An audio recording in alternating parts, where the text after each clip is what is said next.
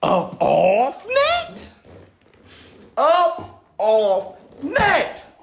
What's up, my people? This is Showbizz the adult. Alright, man, look. Yeah. Welcome to Fight Network. Whoops. Alright, man, look. Let's get to the live stream. Where you at? I don't see you. There you are. Hard Knock Nights Live. What's going on with you? Brandon, what's going on with you? Oops. All right, man, look. Let's get to the live stream and the debate. So we're going to be debating today. Me and Jeremy C. Harrigus. We're going to be talking about some hot topics here. Okay? And I want you guys to understand this. What you're going to see in the chat are some of my show business partners. Where are you? I know the show business partners here. Look at her. Let's go. Where you at? I know some of the show business partners here. I see you. I see you. Oh, wait. For my show business partners, you may have forgot. Showbiz the coffee. Black, 2 sugars. Jeremy, where you at?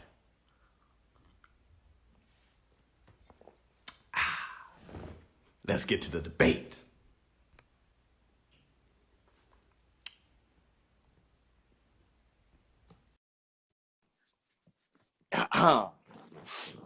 Yeah, I see him.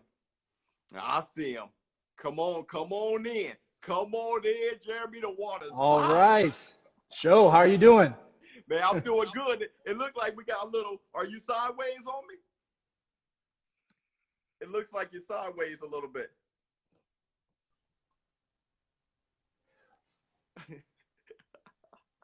You're going a little bit slow. Look Hard like to a little see you. crooked. You're buffering. You want to know why he's buffering? Hmm. It's hard to see me? Okay, let me see if I change it up. Let me see if I change it up on you like this here.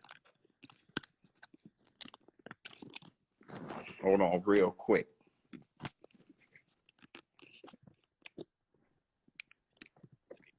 All right, Show, you there? Yeah, I'm here. All right, I tried something, seeing if it was a little bit bumpy at the start, but I think we're good now. You good? I'm good. You're sideways, though. You got to turn this way. You're sideways. You got to turn. Am I really? Yeah, you're sideways too.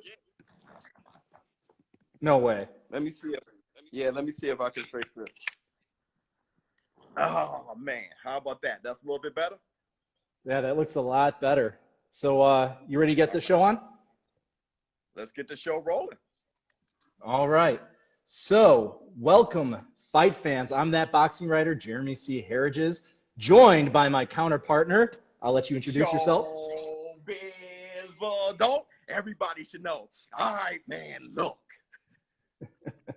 And we're about to get ready to have our debate on boxing. Just so everybody knows, here's the deal. We are going to take a deep dive into the sport of boxing, talking about some of the hottest fights out there, biggest issues going on in the sport. And we're definitely going to look at one fight in particular and get into a very, very, very deep discussion about it. As far as what we're going to be talking about first, we're going to go right into it. Deontay Wilder versus Tyson Fury 3. That's the fight that everybody's talking about. That's the fight that everybody wants to know about. There's a lot of background information there. As far as the first 2 fights, first fight was a draw. Some people thought it was controversial. I didn't. But it was a close fight. Fury went down twice. Then, a year later, you have the rematch. And that definitely didn't go Deontay Wilder's way. Stop the fight. Yeah, I know. Stop the fight in, what round was it? 7. And now we're getting ready for the third matchup, which obviously was supposed to happen in July. It's been postponed with all of the coronavirus pandemic going on. So we're looking at about October 3rd is when everyone's kind of chattering that this fight's going to take place, probably in Las Vegas again, but who knows? We'll see what happens. But that's the deal. That's what we're talking about. Wilder versus Fury 3. Show, you ready to get the debate started? Yeah, man. And look, the question is, are you ready, Jeremy? I don't think you're ready. I think I'm ready for this. You know, I'm not used to being in front of the camera, but this is my coming out right now. Let's go. Yeah, you sound ready. All right. Now, look.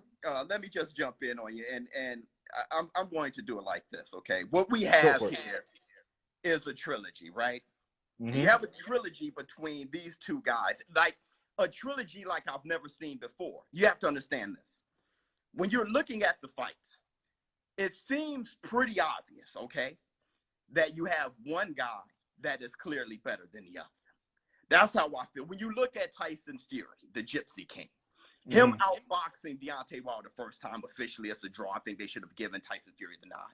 The second time, Tyson Fury bullies Deontay Wilder, slugs with him, and TKOs him, stops him. You think that's all you need to see, but no, the fan base wants to see the third. So when I think of trilogies, and I try to compare this to mini trilogies, I thought of mini trilogies. I thought of Sugar Ray Leonard versus Roberto Duran. Many people don't remember the third fight that happened in 1989. Mm-hmm. You think of Ward versus Gotti. You think of Muhammad Ali versus Joe Frazier. You think of Tony Zale versus Graziano. All the great trilogies. And this one is unlike those, but I'm going to tell you what this trilogy reminds me of. This trilogy reminds me of Roy Jones Jr. versus Antonio Tarver, and let me tell you why. Roy Jones Jr., coming down from heavyweight, became the heavyweight champion, beating Ruiz. He strips down, he put his body under some stress, takes on Antonio Tarver, and he squeaks out a victory in a fight that I like. I think it's one of Roy Jones Jr.'s better performances because it tests his merit, who he is inside. But he squeaks out a victory. The second fight, any excuses tonight, Roy? Antonio Tarver knocks out Roy Jones Jr., okay? Then after that, Roy Jones Jr. gets knocked out by Glenn Johnson, and you think there is no way this is the same Roy Jones Jr., at least you should think that. This isn't the Roy Jones Jr. pre-heavyweight champion. No way. But still, people wanted to see the third fight. Like they couldn't believe their eyes. And guess what happened? Antonio Tarver beat him the third fight like he did the second fight, okay? He dominated Roy Jones Jr. So when I look at this and I see Tyson Fury, he outboxes him and then he outslugs him. Why are people so interested in the third and final fight in this trilogy? And you must say there is no way that was Deontay Wilder, just like there is no way that was Roy Jones Jr. So I'm going to jump in here for a second. I'm going to kind of reframe this because everything that you're saying, you're comparing it to that particular matchup where it was such a mismatch the third time around. The big question I have for you, should there even be a trilogy bout between Wilder and Fury? You know what? Yeah, I think there should be. The reason why, like I said, and that whole comparison I gave, I did say that the fan base, they wanted it, okay? Mm-hmm. So the boxing fans, they want the trilogy, all right? So that's one reason. The second reason is one of integrity, in my opinion. You have Deontay the Bronze Bomber Wilder. He's doing this thing, reigning as champion. You have Tyson, the Gypsy King, Fury. He was gone out of boxing. He was stripped of his titles. He had bad habits. He had mental health issues, and he disappeared for 3 years. Then he comes back and fights who? And then he fights who? Again. Deontay Wilder gives him that platform. Say, hey, look, I'm going to fight you. Here's a chance at the title. And guess what? Tyson Fury proves what a lot of these boxing purists already knew. Tyson Fury is one bad boy. And then there goes. All right. And looking at this, I kind of say yes and no to that question. Right after the fight, I was ringside at the sequel. And as I was watching it transpire, obviously it was a very ugly fight for Deontay Wilder, and we'll talk more about that in a second. Immediately, I said he needs more time. There's no way he should be doing this again in July. Now, again, you have the pandemic that hits. That changes things a little bit, gives him added time. So maybe in that sense, it was the right move. However, I really thought it would have been the smart move if his business people could have gotten a guarantee with some step-aside money that, okay, Joshua, step aside. I'm saying it, step aside. Oh, I got him up. He's moving. When I move you, that tells me I'm drawing blood right now. Okay. Oh, really? Okay. Really, I'm drawing blood right now. So here's the deal. Step aside. Think about it this way. If they could have worked it out with the guarantee that, okay, we will have a unification bout. You can go ahead, fight Anthony Joshua. However, the winner of that fight has to fight me next. You allow Joshua and Fury to go at it. They take a lot out of each other. Wilder has more time to tune up, get ready, hone his skills, and go in against a damaged fighter either way. And he could have made maybe $10 million in step-aside money at the same time. Yes, there's boxing business and other people that want to jump in. So you grease some palms, right? You pay them off a little bit. Say, okay, you're going to be number 2 and you're going to be number 3. Let's get a whole row of people ready to go as long as we have a unified champion. He didn't go that route. He's the champ. Well, he was the champion. So he gets the right to get his championship back. I think it could have been handled differently. Showbiz, go for it. Look, what you're asking for is for Deontay Wilder to not be Deontay Wilder. You have to understand, this is Deontay Wilder. This is the same guy who had, wanted the fight with Tyson Fury after Tyson Fury gave him a boxing lesson the first time. Deontay Wilder wanted it immediately. Tyson Fury is the one that said, hold on, let me, sign with Top Rank. Let me fight, Tom Schwartz. May the Schwartz be with you. Let me fight Otto Wallin. Who? Let me fight these guys. Deontay Wilder, he wanted it immediately. Then Deontay Wilder, he takes on King Kong Ortiz. And he knew that Tyson Fury was coming, that fight was coming soon. 2.5 month turnaround. It didn't matter for Deontay the Bronze Bomber Wilder. He was going to take that fight even with 2.5 month turnaround. If you don't understand that, that means that he fights King Kong Fury, and then he jumps back into a strenuous training camp to fight Tyson Fury, which is his hardest fight. What I'm saying is this. This is in the days of Willie Pep. This is in the days of Archie Moore. This is in the days of Sugar Ray Robinson. This is in the days. People don't do that anymore, but Deontay Wilder does because that's who he is. What you're asking Deontay Wilder to do is to step aside, let someone else get a chance to take on Tyson Fury, maybe even beat him. No, Deontay the Bronze Bomber Wilder, he is something like the guy you mentioned, Anthony Joshua, when they wanted Anthony Joshua to take a little rest off because Andy Ruiz knocked him out, dribbled him off the canvas. AJ said, no, I want that rematch clause right now. There's something in the beating heart of these champions, in these fighters, and Deontay the Bronze Bomber Wilder will always be Bomb Squad. So he wants that payback as soon as possible. It didn't matter how long. It didn't matter how short. He wanted to be next, and he want his crown right back. You're asking him not to be Deontay Wilder. That wasn't going to happen. I think you're right on his motive, but we saw how well it worked out for him taking it under that tight a frame. So let's just leave it at that. Now getting onto a really big one, and I think this is going to be something that we disagree on. Wilder's chances the third time around. You have one fight where it was a good contest. You have one where he gets blown out. What are Wilder's chances the third time around? Show, I'm going to have you start it off again. Well, I mean, Deontay Wilder, he has a chance. Deontay Wilder has a chance because he has that great right hand. He's Bomb Squad. I mean, he can end things in a flash, okay? So he has a chance.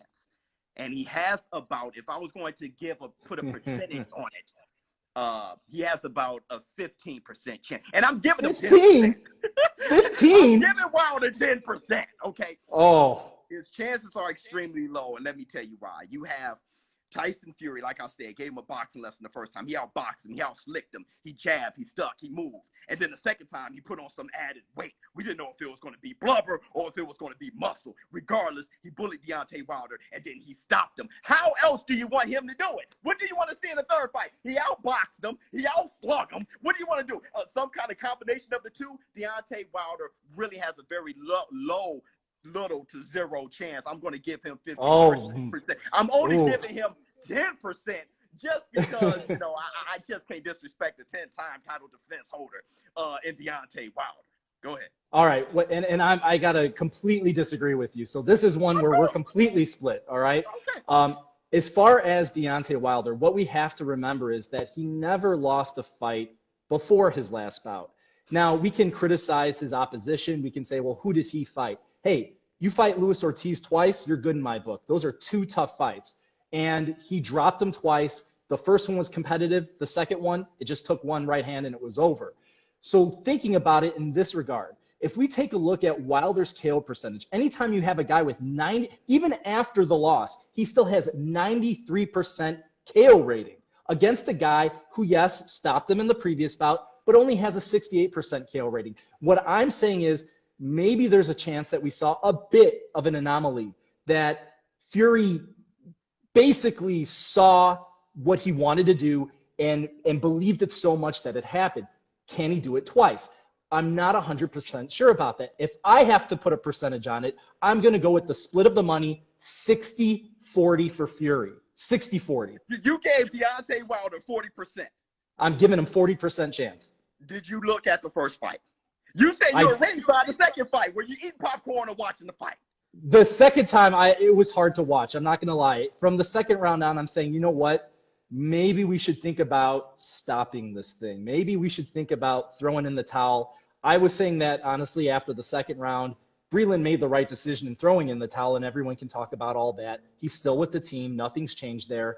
But, again, Deontay Wilder is never really taking a whole lot of punishment except for that one fight. Could it have an impact? Of course it could. However, when you have that right hand with a new determination in Deontay Wilder, he's got a 40% chance in my book.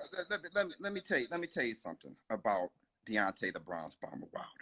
Okay, you brought up his resume. Okay, his resume, yes. And then you brought up Luis Ortiz. All right. I'm not sure how old he is, but that's not what we're talking about right now. You bring up Luis Ortiz, but let me tell you something. And when you're talking about the third fight and saying that he has chances close to 50%, that means that you're expecting Deontay Wilder to be something that you haven't seen. You're saying that you expect Deontay Wilder. This is what you're saying. You want this older dog. Okay, he's knocking on his mid-30s now. You want this older dog to learn new tricks. And to be quite honest with you, Deontay the Bronze Bomber Wilder isn't the most technically sound boxer in the world. This is an old dog who you want him to learn how to speak, roll over, and he doesn't know how to sit yet. His technique stinks, according to Teddy Atlas. Quoting him. With that said, you want him to learn new tricks. And like I said, this old dog hasn't learned the fundamentals yet. And I can argue that Deontay the Bronze Bomber Wilder has gotten a bit worse overall. Why? He's dependent on that right hand a lot, which has actually gotten better. He's improved on his right hand, but he kind of lost all the other things. Let me tell you something about Deontay the Bronze Bomber Wilder. The reason why they call him the Bronze Bomber is because he won the bronze medal in the Olympics. In order to be a good amateur, to be an Olympian, you got to win some rounds. You got to score points. And Deontay the Bronze Bomber Wilder forgot how to score points. He forgot how to win rounds, meaning he forgot how to beat somebody up. He's depending on landing that perfect shot. And you can't do that against the #1 ranked heavyweight in the world, Tyson the Gypsy King Fury. I don't expect Deontay Wilder to do anything new. I think that, what we saw in the last fight is Tyson Fury, him being able to change from what he did in the first fight. In the first fight, you really should have given him the nod. So I think it's Tyson Fury all the way here. I'm gonna make one counter, and then we're gonna move on to the next topic. The one counter that I have there, you're certainly right. When I was sitting there watching it ringside, I had Steve, ESPN Kim, to my right, and we were talking the entire time. And I asked him, I said, "Hey, Steve, do you think that age is taking its toll on Deontay? Something weird happens when you get into your 30s. You're not the same person you were in your 20s. That vibrance, that your body's different. You feel different. Your joints are different." And I saw that, and I thought that could be. We are not going to know the answer until we see him a second time around. There's a chance that age is taking a toll, but we have to remember, and I hate when people take a look at two fighters that are close in age and say age. Wilder's going to be turning 35 right around the time that they're supposed to fight. Fury's going to be turning 32, so there's really only a 3-year age difference between the two. But you might be right as far as the technicality. Fury does have a little something that Wilder doesn't. However, I think that Wilder got too overconfident in his own abilities, and I think hopefully this could bring him back down to reality and say, hey, I need to do something different. We'll see if he does. Let's get to our third debate topic. Same fight, big news. Deontay Wilder came out, was on the PBC podcast, talked about his corner. We know that he has – oh, no, you're laughing already. I know he's laughing already. Let's stay with me here. He's talking about his corner, okay? So he has JD's, his longtime trainer manager, been with him from the very beginning that Deontay Wilder walked through the doors when he was 20 years old. And then you have Mark Breland, who's been there for his entire professional career. Olympic medalist, great professional, former champion himself. Now he's saying he's going to bring in 2 new people into his camp. Now, that's not saying that he's going to bring 2 new people into his corner, but 2 new people into his camp. Does he need a new voice or voices in his corner? And Show, I'm going to let you, you know what? I'm going to start off on that one, okay? I say yes. I think he needs new voices in his corner. I'm not saying, and I want to say a few things here because I'm friends with JD's, his trainer. I would consider Deontay Wilder an acquaintance, not a friend. Jay, I would consider a friend. And Jay is a smart guy. People don't give him enough credit. Yes, he made some bad comments, I think, after the fight as far as throwing in the towel and things about that. That wasn't smart. I think he was thinking with his heart, not necessarily his mind, and that's always going to get you into trouble. But talking about teaching an old dog new tricks, you have to try to learn a few new tricks. And if you're going to do that, you need to bring in some people that can do that for you. So when I think about this, he needs someone that's going to specialize with his footwork and his mobility. Someone that's going to say, hey, this is how you move around the ring. This is how you fight in a more defensive fashion. And maybe if he has 2 people working on that, or maybe even a trainer that's focusing on his lower body saying, hey, let's beef up your legs a little bit. If you put, 5 to 10 pounds of muscle on each leg, whoa, hey, you can have a 210-pound Wilder, but stack on 5 pounds in each leg, and he's at 220, and that's right where you want him. You don't have to beef up the upper body. The lower body could be stronger. Let's move around the ring. That's what I'd like to see him do. Can he do that? I don't know, but you need to bring in somebody that can help in that regard. Show, go for it. Man, here's the thing. When you brought up, I'm going to go back a little bit, and when you brought up his age, saying that he aged a bit different. Yeah, he started as a grown man. Okay, and that goes to this point. I mean, he was an adult, and I cannot believe everything that he's accomplished. Kudos to Deontay the Bronze Bomber Wilder for starting so late, and being able to accomplish so many things. He started as a grown man. Okay, but because of that, there's a lot of things he missed. Okay, muscle memory. When you're talking about beefing up his legs and footwork, we're talking about upper body. We're talking about an effective jab. We're talking about an uppercut. We're talking about a steady left hook. We're talking about pull and catch. We're talking about knowing how to counter some good head movement when somebody is aggressive with you. You don't start windmilling. You land effective shots. You can weather the storm. There's a million things that Deontay Wilder will have to learn, and then he has to learn how to make that muscle memory. Even in the second fight, when Tyson Fury started bullying Deontay Wilder couldn't help but to go back to his old ways of windmilling, because that is there. The muscle memory is there. Here, look, I'm going to make this point. Brought up Jay Diaz, and you brought up Mark Breland.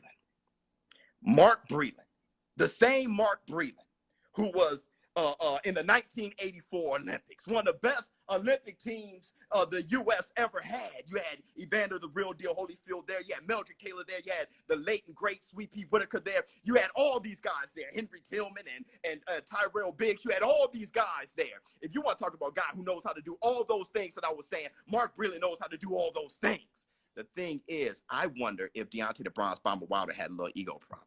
If you're going to bring in somebody to help Deontay Wilder grow, somebody's going to have to be able to get through to him. Maybe he's learned how to deflect Mark Breland. Maybe he learned how to deflect Jay Diaz. Maybe he needs that big George Foreman, somebody, a legend, somebody could shake him up a little bit, somebody who can get that extra respect, somebody who can bring him, humble him a little bit, have him start listening again. Because I tell you this, that Deontay Wilder that I saw, even against Luis Ortiz was winning those rounds. Deontay Wilder may have won 1 or 2, and that one was a definite one when he knocked him out. But what I'm saying is this. Deontay Wilder, he has gotten a bit worse, and somebody needs to get into his head and say, hey, look, man, think of what you were. These things you are doing better. Here's some building blocks. Here's the things to add on to. My thing is there may be a chance that this is too late for Deontay the Bronze Bomber Wilder. But I agree here. If you're talking about adding in somebody new, I'm not saying somebody who knows how to do those things. So Mark Breland, Jay Diaz, I think they know how to do those things. Definitely Mark Breland. This guy was a gold medalist. I think you need somebody who can get through to him, kick down that door, make him, eat a little bit of humble pie, okay? So he can listen again and say, hey, look, man, I'm rock bottom again. I'm not the 10-time title defense. I'm not someone that I think that, I could just beat everybody by landing one good right hand on them. So that's what I think. If you're going to bring in somebody new, it has to be somebody who can get through to Deontay Wilder. All right, I'm gonna speak on a few things that you said there, and I think you made a lot of sense. As far as bringing someone in, it'll be interesting to see who that is. And we are talking about multiple people. When he says he's going to bring in 2 new people, that's interesting. Now, Steve Kim, going back to Steve Kim, because I see his Twitter feed all the time, he said, what did they say about too many chefs in the kitchen? What happens when you bring in too many voices? He's got a point there. However, we're not necessarily talking about bringing in 2 people to corner Deontay Wilder, just work on some specific skills. If that's the case, I think 2 voices could be very productive. And as you said, I think there's a good chance that he brings in someone like George Foreman. Obviously, George Foreman brings a high profile to it. So if anything, you're going to get a lot of eyes on you if you bring in George Foreman. The second people hear that, well, let's get every camera crew down to Tuscaloosa, Alabama, because they're going to tune in for that. And I think he'll listen to him. At the same time, I think he needs to bring in someone that we're probably not going to know about. It's going to be someone that has a specific skill set that he's looking to. Now, here's a little, I promised people in my story about this debate that I was going to throw in some personal, unique knowledge. And here's one of those stories. Once upon a time, Deontay Wilder had Russ Amber as part of his fight crew. Russ Amber, for those of you who don't know, is not just a cut man, although he does cut work for a lot of guys, including Vasily Lomachenko. He's also a trainer, used to train a lot of guys up in Canada, has a number of big name fighters. Russ Amber is an amazing, amazing, amazing guy. He was brought in not just to be the cut man for Deontay Wilder, he was also considered a punch specialist, meaning he was working with Deontay Wilder on his punching form. All of a sudden, Russ was gone. And I asked Jay, I said, what happened to Russ? What happened? He said, well, you know, he and Deontay got into it a little bit, and if you cross Deontay, you're gone. And Russ was gone. I ran into Russ back in 2018, right before Big Baby fought Adamek, right? And I said, hey, Russ, sometime you got to tell me what's the story with that, man. He said, Jeremy, I'm going to say this one thing to you, and I'll sit down and talk to you some more, which we never got to do. Deontay Wilder is not a good person. Wow. That's what he told me. And I don't know what happened. That's his perspective, because I can tell you, having you know, interacted with Deontay for 5 years, given me more coverage than anybody that I know. He's always been an absolute gentleman, funny guy, kind, nice, polite. I'm not there with him as much as Russ was there with him. Again, I've never talked to Deontay about Russ's comments. Russ said. So when you talk about him listening to somebody, maybe you have something there. Maybe they do need to bring in someone that he respects because of their greatness. I don't know what happened with Russ. I don't know what Russ said to him. I don't know what he said to Russ, but there was trouble there, and I'm still trying to get that story. Now that was some good insight there, Jeremy. Mm-hmm. And like you said, it goes to that point. Now, here's the thing. When we brought up Big George Foreman, and Big George Foreman mm-hmm. wanted to talk to Deontay the Bronze Bomber Wilder, they said they had a great conversation. Mm-hmm. Now, Big George Foreman, he can bring more than those technical skills, because I think Deontay the Bronze Bomber Wilder, to your point, he's going to need more of some development outside of just the technicality of things, just how to handle the loss, how to become a champion. You know, George Foreman, he brought up many times how low he was after Muhammad Ali gave him the rope-a-dope in the Rumble in the Jungle. Mm-hmm. He was rock bottom. And Big George Foreman, he knows how to get back on top again, have that cream rise to the top. I'll tell you this. I think it's almost just too late for Deontay the Bronze Bomber Wilder to learn some technical skills to the point where when the heat is turned on, he doesn't resort to his old bad habits. I think that's just going to happen. I just really think that we missed the bus on that one. Mm-hmm. But a mindset, that could be the extra voice. A mindset mm-hmm. on how to be great, how to throw that punch perfectly, how to throw that punch when Tyson Fury started leaning on you, how to lean back, how to dig deep when he said that he didn't feel like himself coming into, stepping in the ring. All those things. Who to blame? Does he blame himself? I didn't see here in that interview that you were talking about him blaming himself too much at all. Him not really giving too much credit to Tyson, the Gypsy King Fury at all for giving him a butt whooping. He didn't say, well, Tyson Fury, one heck of a heavyweight champion. He was a better man that night. I'm going to have to really step my game up 2 times. better than I was before in order to beat this guy. This guy's a great challenge. He said none of those things. He was pointing a lot of the fingers. What I'm saying is what he's going to need more than anything is a voice that's going to develop him here and develop him here. That's what I think. Show, I think you said a lot there. Let's keep thinking about that. And you hit on something. The blame. Where does the blame fall, right? When we're talking about the blame, you said that Wilder really didn't take any of the blame. You're waiting for him to take some sort of accountability for his performance. And we heard a lot of different excuses. We got a new one, by the way. His bicep, his left bicep, he says he had surgery on it. It was torn, maybe partially torn. I don't know. I haven't gotten to the bottom of it. The one excuse that got the world on fire was the costume. It was too heavy. My outfit was too heavy, yada, yada, yada. So I'm going to have you start this one off, Show. Is the costume excuse a legit excuse? Yeah. Oh, no, it's not. Hold on, wait a second. Yes. Okay, hold on. Wait a second. Wait, just hear me out. I'm going to hear you out. Okay, yes. I called the fight live, okay, on my YouTube channel. I call fights live all the time. And when I called that fight live, I looked at this guy come in looking like a blue rook from a chessboard, okay? He's looking like Shredder with a symbiote suit on, okay? He's coming, walking in just with a battery pack. The guy had a battery pack on, all right? I said that is no way to prepare for a fight. That's no way to come in for a fight. I didn't see, Iron Mike Tyson come in with a battery pack on. Deontay Wilder warming up in the back, warming himself up to a sweaty lather. Then he has to throw all that stuff on. I know that did you ever, have Halloween parties or anything like that? Have you ever dressed up in a costume? That stuff can get hot. Okay, it gets hot when you're putting it on. Let alone you're sitting in the back. They got smoke blowing. They got a guy rapping. You take this long walk, and once he got into the ring and he walked around and paraded around the ring, he took off that mask that had to be unbuckled from the back. He takes off that mask and he has dark circle around his eyes. He's looking sick, and then he's rubbing his eyes. You want to know why he's rubbing his eyes? Because I saw, from what I remember, bright, flashy red lights while he's walking down on his way. Every time he closed his eyes, he saw some red, flashy lights. I promise you, every time he caught a jab from Tyson Fury, there was a red flashing light, okay? What I'm saying is, I think that it did. When he took off that mask and how sick he looked and how he was rubbing his eyes when they were calling his name, he wasn't focused on the fight. He was trying to get himself ready just to be normal, let alone ready for a fight. I think that the costume isn't the excuse, okay?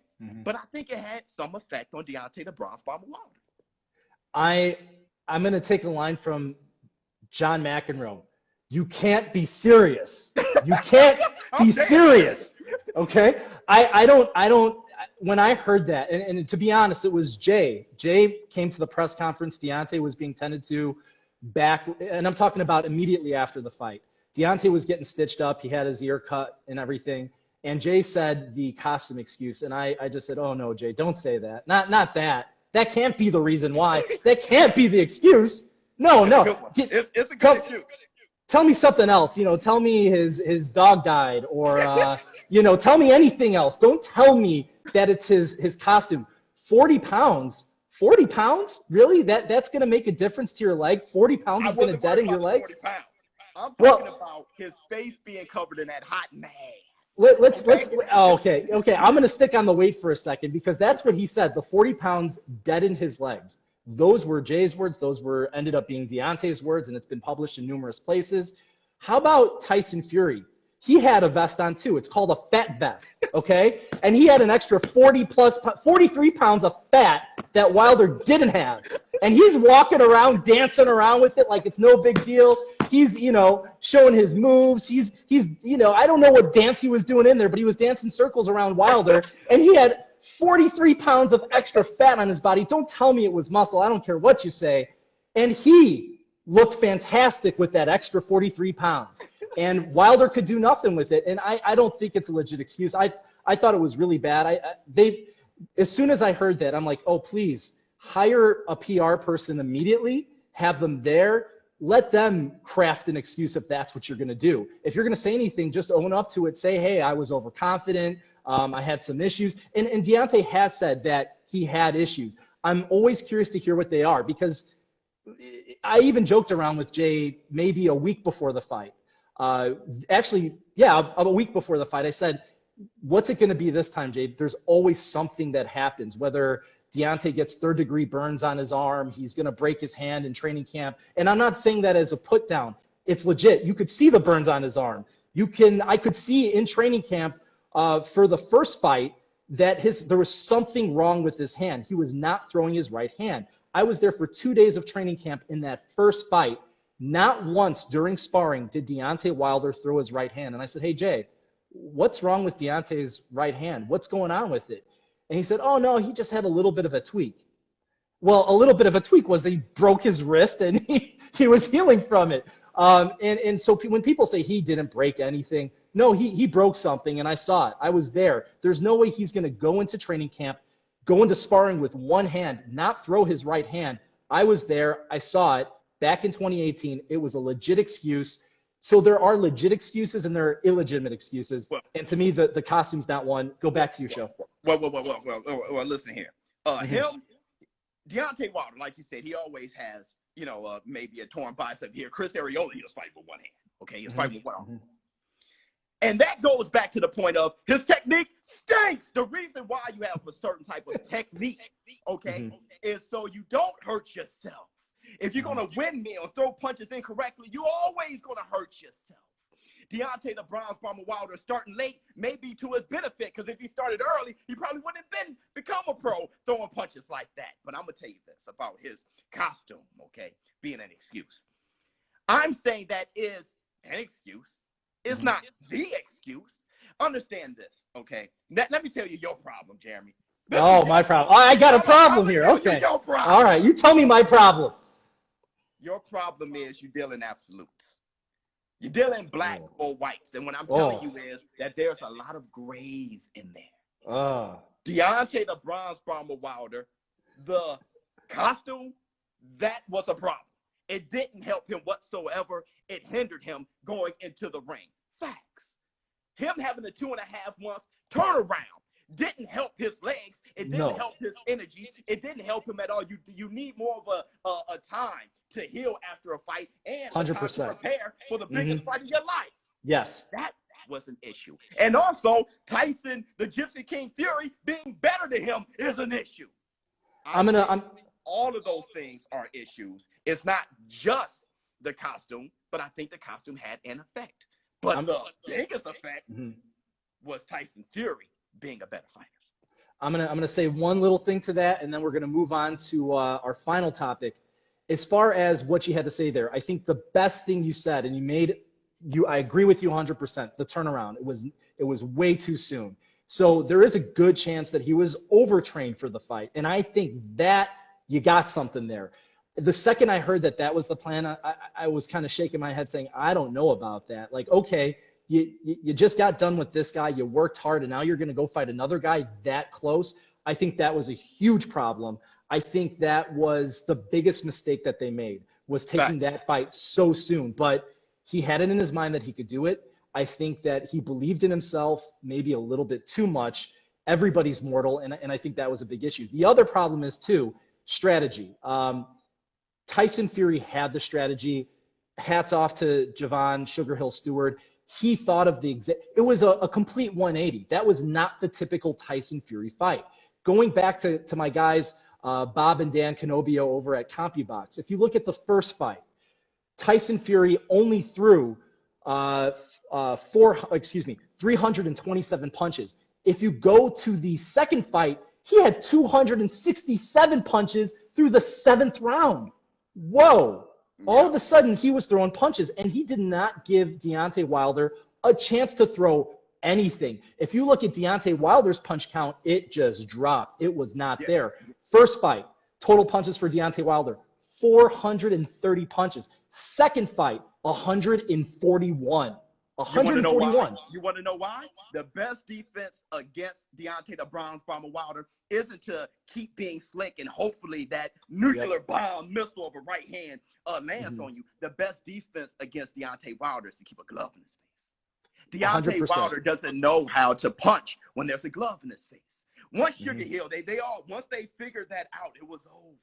You put pressure on Deontay Wilder. You don't do it sloppily. You do it effectively. You do it efficiently. You do it like a boxer, but you do keep a glove in his face. And if you don't have a glove in his face, then you put your body on him. You put that 273 pounds on Deontay the Bronze Bomber Wilder on his legs. But whatever you do, the best way to your best defense is to stop Deontay Wilder from punching at all, not to try to duck every punch he throws. One word response to you: yes. You're right. Okay. Right. Last topic for tonight. This is going to be the final bout. Last topic. And we're moving away now from Deontay Wilder. And I wish we could do this for 3 hours and we could talk about every fight and every fighter out there. Unfortunately, we only have about 45 plus minutes. Final topic. Billy Joe Saunders, WBO super middleweight champion, suspended for his ignorant video that he put out showing what he thought was a joke, how to abuse women. BBBFC suspends him, says, sorry, you're suspended indefinitely. You are not going to fight right now because of your comments, because they were so ugly. The question that's here: was it the right move by the BBBFC? And I'm going to start this one off if you don't mind, Show. Don't mind. Yes, 100%. It was the correct move by the BBBFC. And I hate saying BBBFC because that's really hard to say over and over again. But it was the right move. And I wish that we had a all-controlling, nationalized sanctioning body that could take care of these things. Or in the United States, we call them athletic commissions. We don't have that. We have state-by-state athletic commissions. We do not have a national athletic commission that holds boxing up to the highest standard. And that is a huge, huge, huge, huge problem. And it needs to change. Billy Joe Saunders did something that was disgusting. He deserves to be punished for it. They did the right thing in suspending him, and they sent a message. And I talked about this. If you go to fansided.com/boxing, it's the second or third story up there. I talked about how they did the right move and the U.S. isn't doing the right move. We can look at so many boxers in the U.S. who have violence against women on their record, are arrested for it, are convicted of it. I look at Sergey Kovalev, Marcus Brown. There was a time and place where these two guys were going to fight each other back in 2018. Kovalev's team said, no, we're not going to do it. Marcus Brown just got arrested for domestic violence, not doing it. 2 months later, Sergey Kovalev was arrested for breaking a woman's nose after she rejected, allegedly, I don't want to get sued, allegedly breaking a woman's nose. And then he fights anyway. He fights right after that. And then Marcus Brown fights right after that. There's nobody holding them accountable. And the BBBFC is holding their fighters accountable. And the United States has to get it right. Hey, let's think about who needs to get it right. Athletic commissions for the state, promoters saying, hey, you do this, I'm not going to promote your fights, and sanctioning bodies, WBO, WBA, WBC, IBF, get on board, say, hey, you abuse a woman, you're dropped from our rankings, we're not sanctioning your bout. Show, go for it. You know, on my channel, okay, on my YouTube channel, I say this very often, that I really don't talk about what happens outside of the ring so much because, you know, I start judging their character and things like that. But I am going to say this. I'm going to at least say this. What Billy Joe Saunders did wasn't funny, okay? And it wasn't funny because, quite frankly, he's not a comedian. He's a boxer. Professional comedians are able to touch on, you know, touchy subjects and get a laugh out of it. They're professionals. That's what they do. He's a fighter, and he failed miserably when he tried to make a joke and try to be funny. It wasn't funny at all. So in that aspect, I think it was offensive. However they wanted to deal with it, I totally agree. I think there are enough victims out there that, I mean, you don't really have to get into that. Because, I mean, it's just unquestionable how he, I'm sure, affected many of victims out there, domestic violence victims out there. Mm-hmm. So I think it was definitely a bad move, and I think a signal should be sent. I think a signal was sent, and I tell you this, at least from what I know, and I don't know Billy Joe Saunders personally enough to judge his character, but I can judge that video. and then judging that video. It wasn't funny, it was offensive, and it was wrong. Show, I think we have a unanimous decision on this one. We agree 100%. We are in line. We are saying it right now. It wasn't okay. It's never okay. It's not okay. US, step up, do something. Promoters, have the foresight, have the sense to step in and discipline a fighter if they go over the line. And again, this guy, he said something. What about all of the fighters that have actually physically hurt a woman? Never okay. Do something about it. Come on, United States. Get it together. Well, Show, I think that's the final bell. I think that's it, man. Our time is done. So talking about this, obviously, thank you so much, Show, for doing this. Thank you to Fight Network. Show, any final remarks on your end? Yeah. I see my show business partners down there. All my show business partners from the Showbizz adult community. Thank you guys for showing up. And if anybody want to be a show business partner, go to my YouTube channel. That's Showbizz the Adult. Instagram, Showbizz_the_adult. Twitter, Biz the Adult. And Facebook, Showbizz the Adult. Also, shout out to Adrian Clark. Okay, the boxing consultant for the Fight Network. Shout out to you. And we call you AC, Adrian Clark, because you're so cool. Hey, for all those fans that watched, if you want to check me out, go to fansided.com/boxing, where you can read all of my work. You can also find me on Twitter at @ABoxingWriter or Instagram at @ThatBoxingWriter. Show, I'm going to do some plugs for the Fight Network here. Fight Network, thank you so much for hosting it. AC, thank you so much for hosting it. As far as Twitter and Instagram, make sure that you follow @FightNet, both Twitter and Instagram. Facebook @Fight Network. And then, of course, search up AC Clark, our guy, the guy that put this all together. He's the guy to follow. He's the man. And you know what? It's looking like a bright future for the sport of boxing on Fight Network. Finally, boxing, Fight Network. It's there. It's happening. Show. Hey, we did it, man. Wow. Yeah, you're that was out. Great. You did a good job. You hung with me. You hung with me, Jeremy. I didn't expect that, but you hung it there.